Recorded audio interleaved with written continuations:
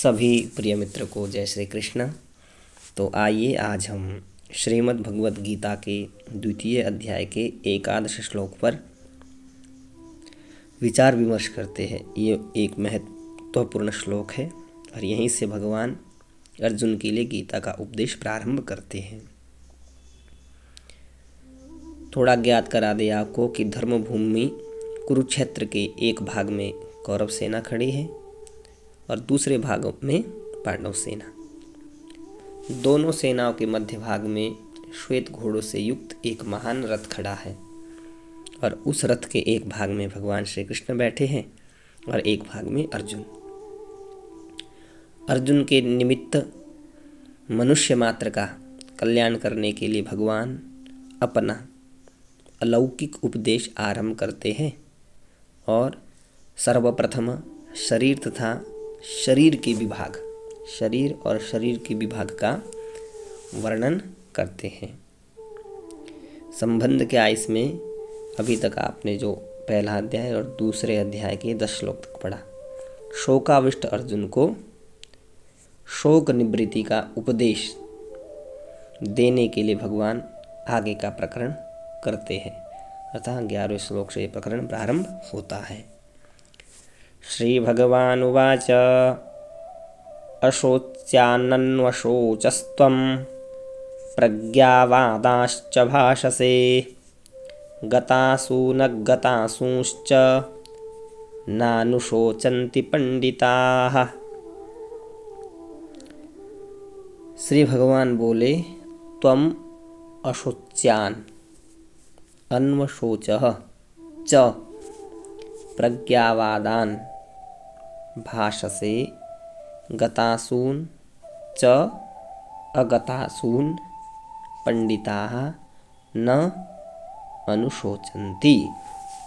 त्वम, श्री भगवान कृष्ण जी बोले, तुमने अशोच्यान, शोक न करने योग्य का, अन्वशोक च, शोक किया है, च और प्रज्ञावादान, विद्वता तथा जिसकी प्रज्ञा प्रकृष्ट है, ऐसी विद्वता की बातें या पंडिताई की बातें भाषसे कह रहे हो, परंतु गतासून, जिनके प्राण चले गए हैं उनके लिए, और च और अगतासून, जिनके प्राण नहीं गए हैं उनके लिए, पंडिताः, पंडित लोग, विद्वान लोग, न अनुशोचन्ति, शोक नहीं करते हैं।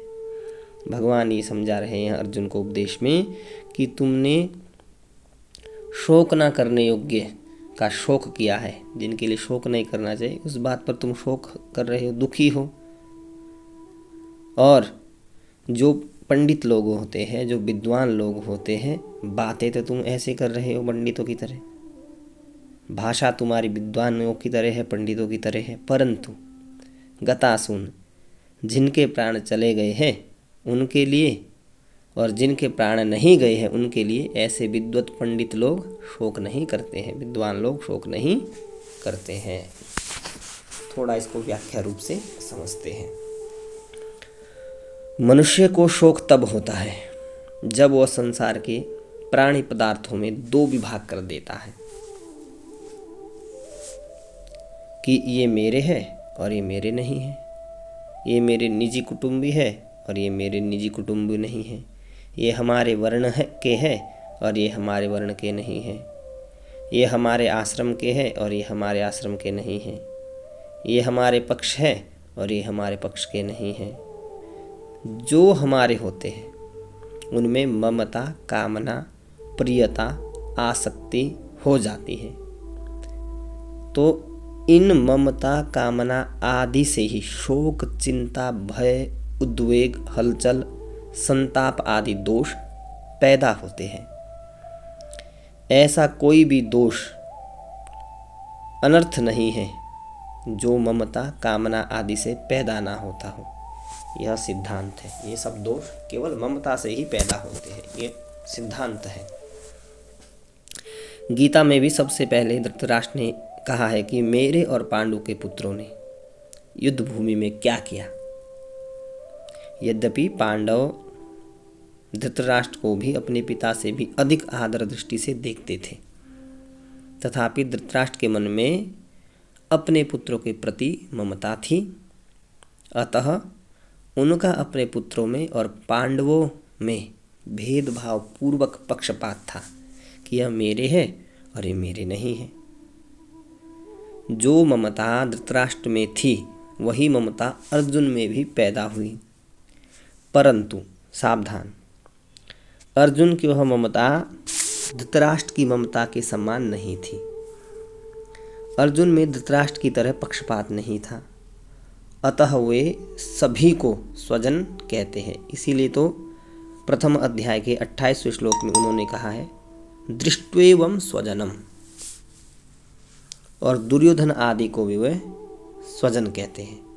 स्वजनम ही कथम हत्वा सुखिनः माधव, उसी प्रथम अध्याय के 37वें श्लोक में कहा स्वजनम ही कथम हत्वा सुखिनः श्याम माधव। तात्पर्य है कि अर्जुन की संपूर्ण कुरुवंशों में ममता थी और उस ममता के कारण ही उनके मरने की आशंका से अर्जुन को शोक हो रहा है, शोकाविष्ट हो गए हैं। तो इस शोक को मिटाने के लिए भगवान ने अर्जुन को गीता का उपदेश दिया है, जो इस द्वितीय अध्याय के 11वें श्लोक से आरंभ होता है। इसके अंत में, गीता जी के अंत में, भगवान इसी शोक को अनुचित बताते हुए कहेंगे कि तू केवल मेरा ही आश्रय ले और शोक मत कर, मां शुचः, शोक मत कर, मेरा ही आश्रय ले। 18वें अध्याय के 66वें श्लोक में ऐसा आएगा। कारण कि संसार का आश्रय लेने से ही शोक होता है और अनन्य भाव से मेरा आश्रय लेने से तेरे शोक, चिंता आदि सब मिट जाएंगे। अब यहाँ आया अशोच्यान्नशोचस्त्वम। संसार मात्र में दो चीजें हैं, सत और असत, शरीरी और शरीर।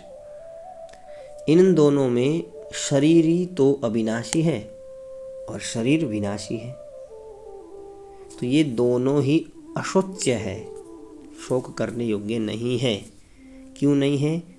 क्योंकि अविनाशी का कभी विनाश नहीं होता, इसलिए उसके लिए शोक करना बनता ही नहीं है।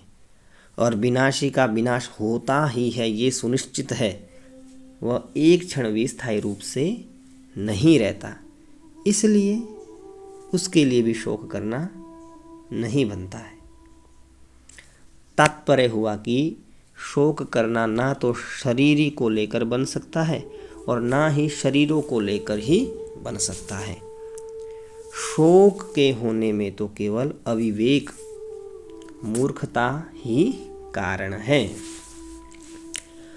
मनुष्य के सामने जन्मना, मरना, लाभ हानि आदि के रूप में जो कुछ परिस्थिति आती है वह प्रारब्ध का, अर्थात अपने किए हुए कर्मों का ही फल है। उस अनुकूल प्रतिकूल परिस्थिति को लेकर शोक करना, सुखी दुखी होना केवल मूर्खता ही है। कारण कि परिस्थिति चाहे अनुकूल आए चाहे प्रतिकूल आए, उनका आरंभ और अंत होता है। अर्थात वह परिस्थिति पहले भी नहीं थी और अंत में भी नहीं रहेगी।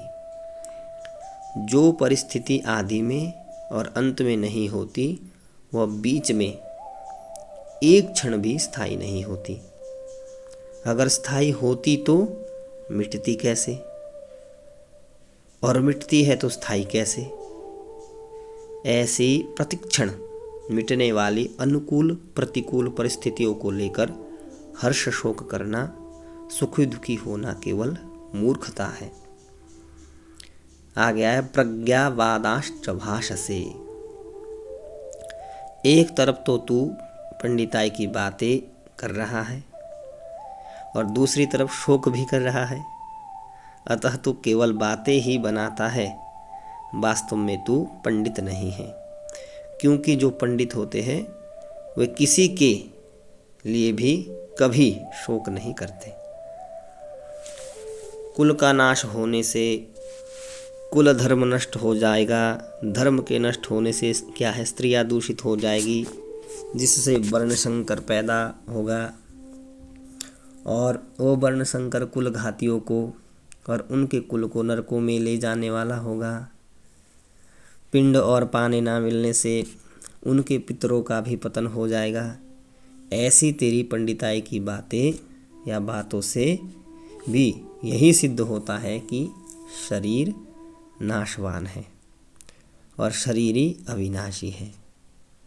अगर शरीरी स्वयं अविनाशी ना होता तो कुलघाती और कुल के नरकों में जाने का भय नहीं होता, पितरों का पतन होने की चिंता नहीं होती। अगर तुझे कुल की और पितरों की चिंता होती है, उनका पतन होने का भय होता है, तो इससे सिद्ध होता है कि शरीर नाशवान है और उसमें रहने वाला शरीरी नित्य है। अतः शरीरों के नाश को लेकर तेरा शोक करना अनुचित है।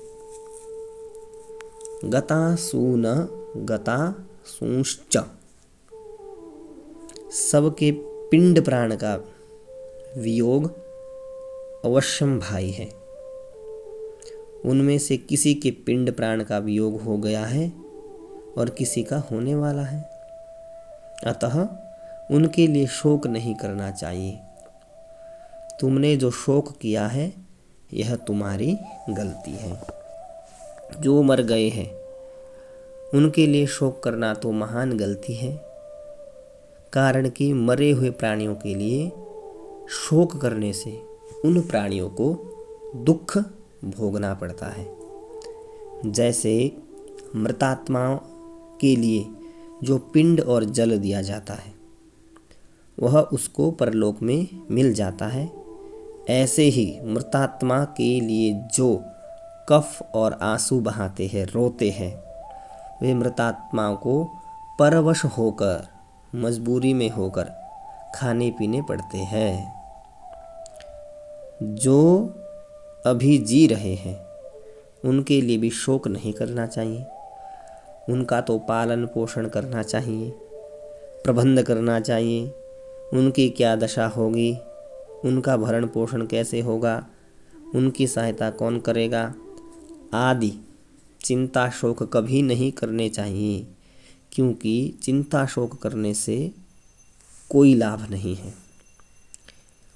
मेरे शरीर के अंग क्या है, शिथिल हो रहे हैं, मुख सूख रहा है आदि विकारों के पैदा होने में मूल कारण है शरीर के साथ एकता मानना।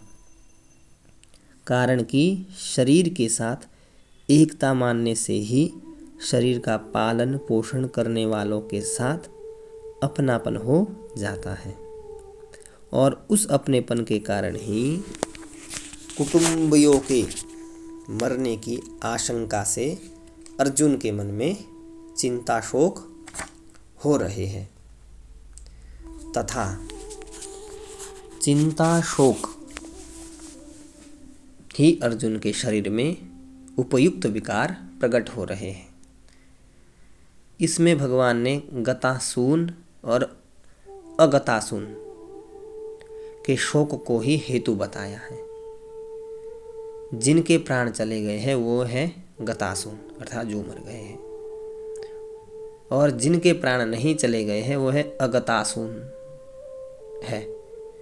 अब पिंड और जल ना मिलने से पितरों का पतन हो जाता है।